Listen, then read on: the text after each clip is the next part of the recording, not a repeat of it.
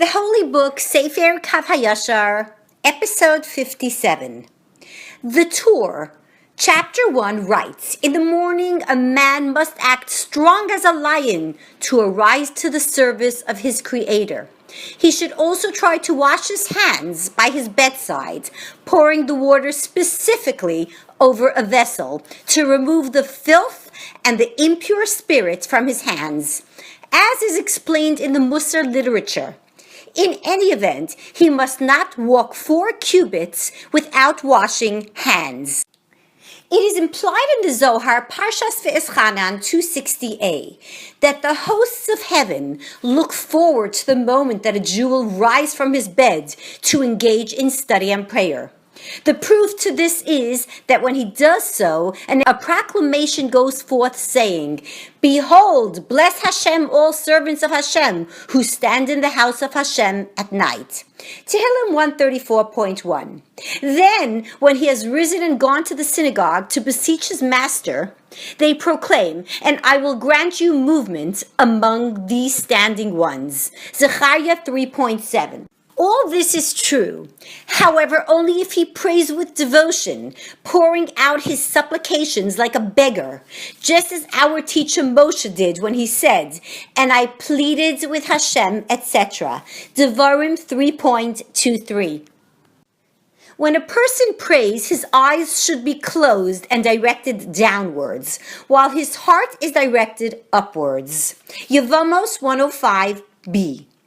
When he is accustomed to pray from a machzor or prayer book, let him focus on the writing and not allow his eyes to stray beyond the book. For the Shekhinah stands before him, and it is forbidden to gaze at the Shekhinah. The Zohar relates further.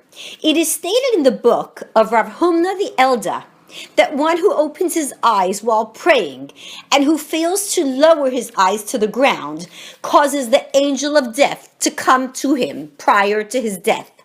Then when his soul expires, he is unable to behold the Shekhinah. For although it is written, "No man may see me and live," Shemos 33.20, every Jew merits to behold the Shekhinah at the moment of his death. Zohar 198a, 226a, 3.88a. If he is meritorious, the Shekhinah arrives early.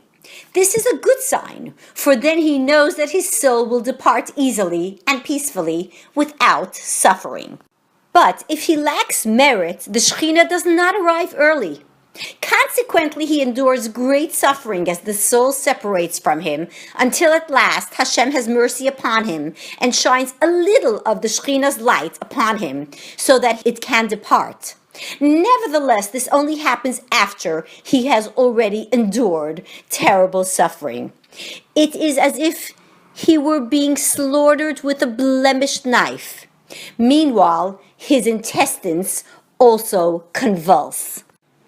Concerning this, the Zohar warns in Parshas Ve'eschanan that if a person gazes this way while praying, rather than directing his eyes downward, the Shekhinah will not come to him early, in order that he will experience the throes of death. It is written, "Concerning this, should every pious man pray to you, that it should be found when the times come." Tehillim 32.6. According to the sages, the time referred to in this verse is the moment of death. Barachas 8a. The thing that the pious man is to pray for is an easy death, free of suffering and a clear mind, so that he can confess his iniquities and issue last instructions to his children regarding how they should conduct themselves after his death. Let them urge them to go in the way of the innocent, so that he will not suffer shame in the grave. It is a great privilege to die with a clear head, enabling one to converse lucidly before one's death. Not everyone merits this.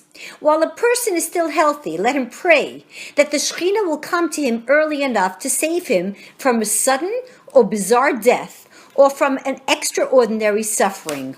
One great strategy for achieving this is by clinging to the Torah, for through this one clings to the Shekhinah even during one's life, then all the more so will merit clinging to it after its death. Thus, it is related in the Zohar, Parshas Veschanan 268a. Rabbi Acha and Rabbi Lazar were standing together one evening after midnight, engaged in Torah. Rabbi Lazar began a discourse. It is written, for it is your life and the length of your days that you may dwell upon the earth. Devarim 30.20. Come and see. The Shekhinah only settles in a place where Torah is studied, and the merit of study is the world sustained. This is the meaning of the words, for it is your life, that you may dwell upon the earth. But if people fail to study, it is said, for what was the land lost? And Hashem said, because they abandoned my Torah. Yirmiyahu 9:11-12. Then he added, this applies to one who's able to study and does not. Rabbi Elazar likens this to the case of a modest and pleasant woman whose husband set aside his conjugal duties, see Shemos 21.10, and abandons her, causing her to cry out to heaven concerning her abandonment. In the same way, if a man fails to study when he's able to do so, the Torah cries out concerning its neglect. In consequence, he may be stricken unexpectedly by attribute of judgment. Heaven spare us. While Rabbi Lazar was speaking, another man came along and began interpreting the verse. The wise will inherit honor, while fools elevate disgrace. Mishlei 3.35. He explained that whoever engages in Torah merits clinging to the Shekhinah, which is all called honor, and all the hosts of heaven seek merit on his behalf. By contrast, those who tread crooked paths create through their wicked deeds numerous malignant spirits to accuse them.